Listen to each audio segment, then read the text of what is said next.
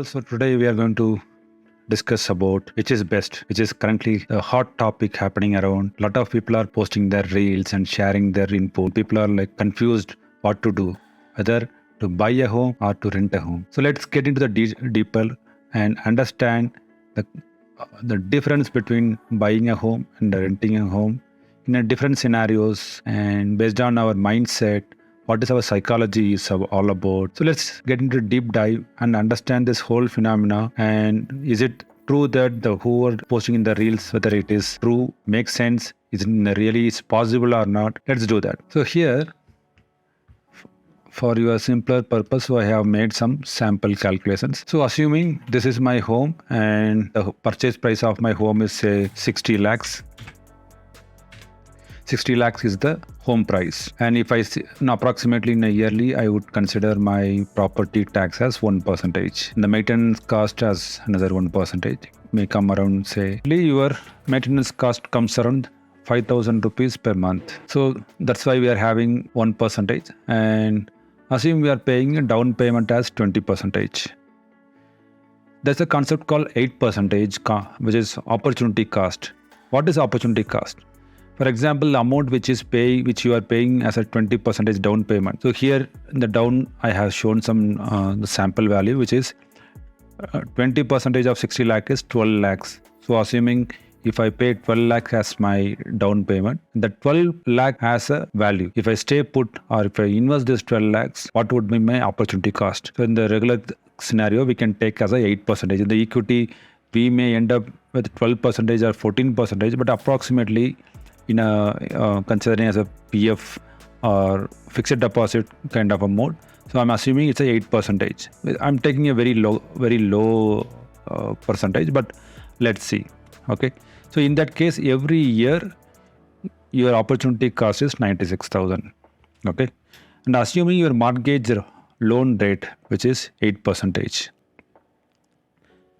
So this is, again, it's a variable cost as a fluid. It's not a fixed interest. It may go up and down, but for just to be an average side, it could be 6% when there was a lot of liquidity in the market. And now the interest rate has increased. Some people are paying 10%, right? So in an average, I have taken 8%. Okay. So if the mortgage rate is 8%, so my loan amount could be around 48 lakh. So the home price is 60 lakh. So I paid 12 lakh down as a down payment. My home loan is 48 lakh. So approximately if I take 8% as a mortgage rate, which is my loan rate, so approximately 3,84,000 would be my interest, which I would be paying every year. I'll show you the details, but yeah. So this is something like in a rough calculation, I'm just showing. So you would be paying 3,84,000. I'll share this Excel sheet to all of you in the link, so you can also explore this one. So based on this calculation, so this is the simple route, okay, which comes around 2.11%. Normally it comes around like 8% or 9% in some other scenarios, so because there are a lot of expense houses are there. So there it could be 8%, like in Mumbai or Delhi. So it may go more than 2.11%. Okay. So my break even is 10,550. So based on my assumptions over here, my break even is 10,550.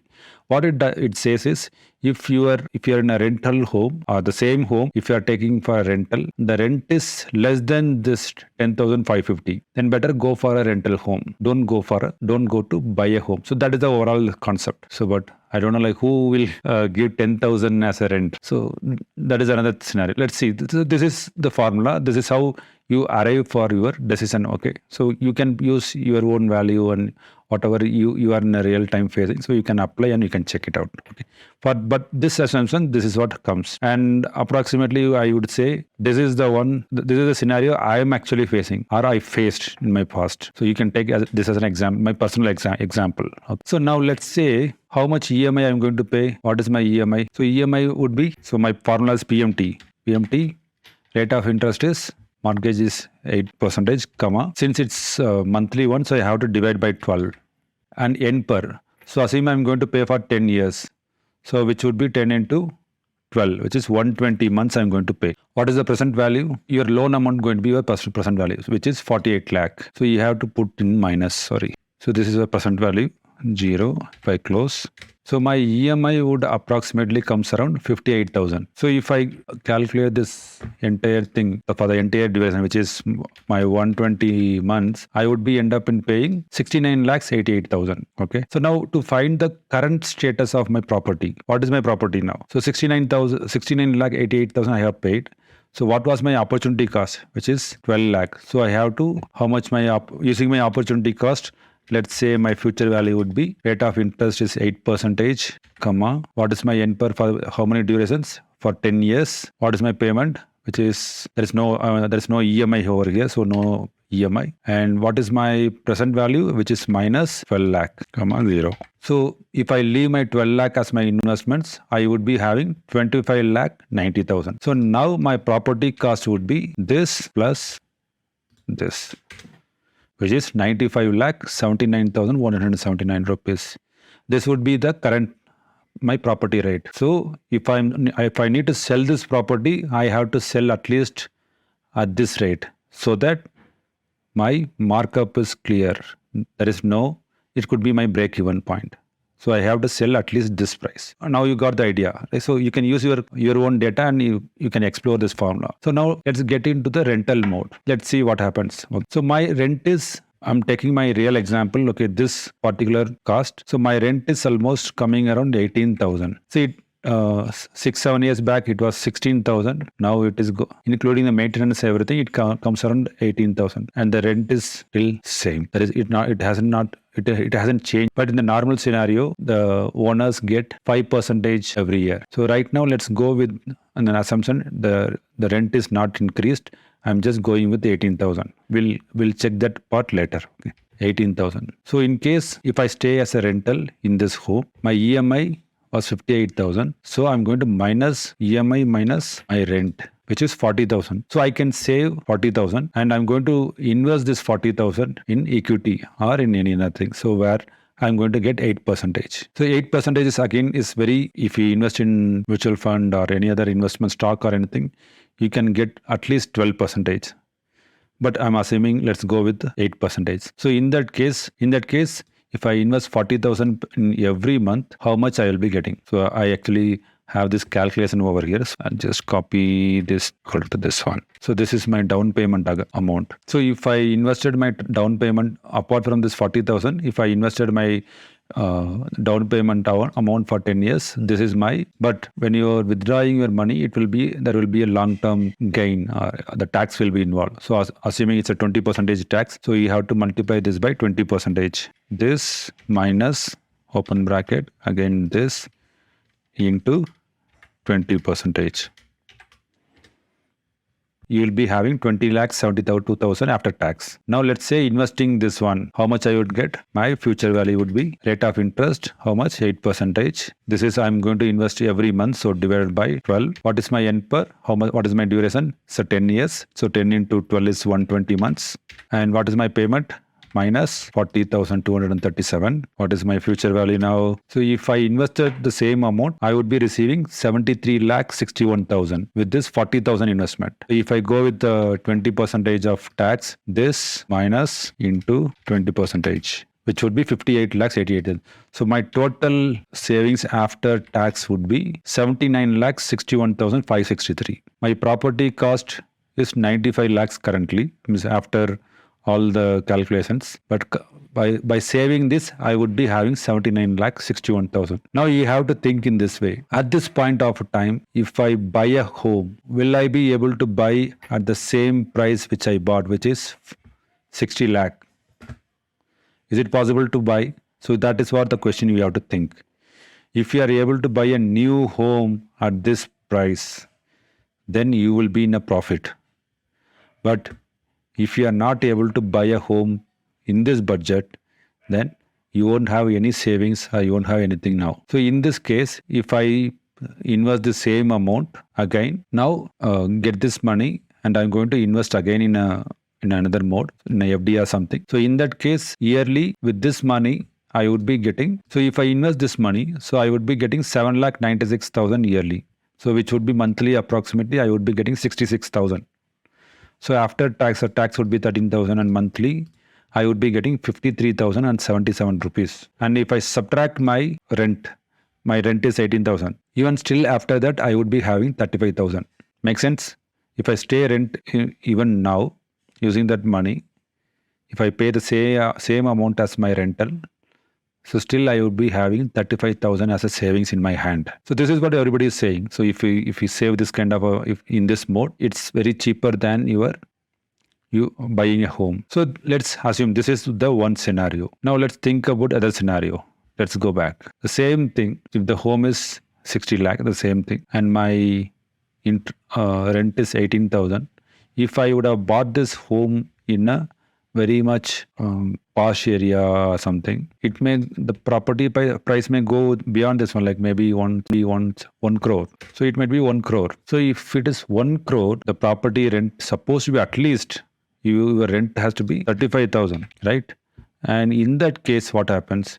So your property cost will be 1 crore 59 lakh 65,000. And if you save this money in that case and you stayed for rental, still you can save 48,000. So 17,000. We never reach this break even. Our rentals are always more than this one. So only if our rent is less than this price, you can stay in a rental house. Else go for a buy-in. So now our rent is 30,000. So this is what the scenario.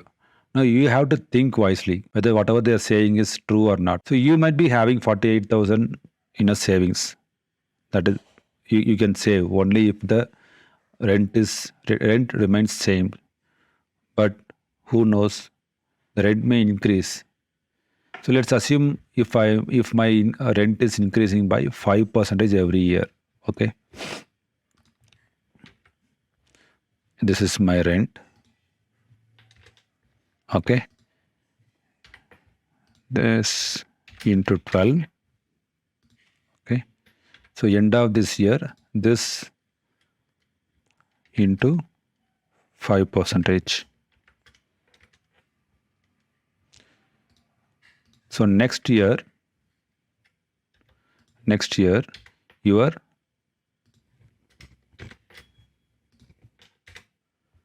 home will be, the rent will be 4,41,000, and same way your interest will increase. So let's put for 10 years, and here this one divided by 12. So if the rental increase by 5%, at the end of 10 years, you would have paid 52 lakhs as your rent. Okay, and the current rent is 54,000. And how much you saved? 48,000. Will you be able to manage this rent? Will you be able to pay the current rent, which is 54,000? And this may increase by 5% or 2%, whatever it is. Surely it may increase. Inflation itself is around 5%. Assume that whatever you are doing over here, still it's not enough for you. You might be having a surplus of 1 crore 25,000. You may be having. You are not owning any property now. My property, I would have spent a property like 1 crore 59,000 is what I spent for the property now. If I go and buy even with this bulk amount, I don't have this money. The property price might be around this only, 1 crore 60,000. So the new homes you will not be able to buy at same price. You have to buy in a different area. The similar area, similar locality with this price you may not get. Now, what is the conclusion here? So don't compare apple versus orange. First of all, there are pros and cons between this one. You have to think mindfully. Whenever you are getting into this mode, see, human is a human. We are human. We've never been disciplined, right? It's very rare that in a disciplined way, people will invest like this. Nobody will do like this. I don't think it's really possible for anyone to follow this very strictly. Since you've been forced to pay this EMI, you are doing it. Else, you will not do this kind of investment. I can surely say that. It's very difficult. You need a very disciplined way of, your life needs to be very disciplined to handle this one. The challenge here is most of the people, what they do is, if they are getting a salary of 1 lakh and they will end up in paying EMI of 75,000, they will be left with 25K. After that, they will start to use credit card and they end up in debt. Lot of problem comes in the picture. That is where we stop losing our track. So plan your home in a budgeted way. Think like this. So it should be only 25% of your salary has to be your EMI. If you are getting 1 lakh, make sure your EMI is coming under budget, which is 25%. If it goes more than this, you would not be able to manage it. And another thing is, if you are paying 25,000 as a EMI, at least 50% of your EMI has to go under investment, which is 12.5 thousand you have to invest, so that you can cover and you can mitigate your loss incurred through the interest rate. But assume again there's a 2 lakh rupees yearly, you get a tax rebate in a 20% assume it's a 20% slab. So that way your home loan interest, instead of 8 lakh, it may look like 6% or 5%. It will look like almost like you bought a property dead cheap or a 0% interest. So think wisely, think calm, and use this calculator, use this sheet to explore yourself, to understand more than which one suits you. It's your discipline. If you are going to follow the whatever people are saying, speaking in the reels, if you are going to follow that, you need to be very disciplined. There's a joke that one lady comes and says that if you would have saved your money which you are using for your smoke, you would have bought a BMW. Then he asked to the girl, in that case, can you please show me your BMW? It's the same thing. So people will give all the gyan, all the knowledge, 20-second short, but whether it is practically possible or not, think twice. That's why I keep on telling this. Mindful finance is important. Understand what you are doing. Every penny you are spending, you need to be aware of. If you are not aware of what you are spending, you cannot be disciplined. You cannot follow this process, or even you cannot follow the other process. So follow mindful finance and be happy. Thank you.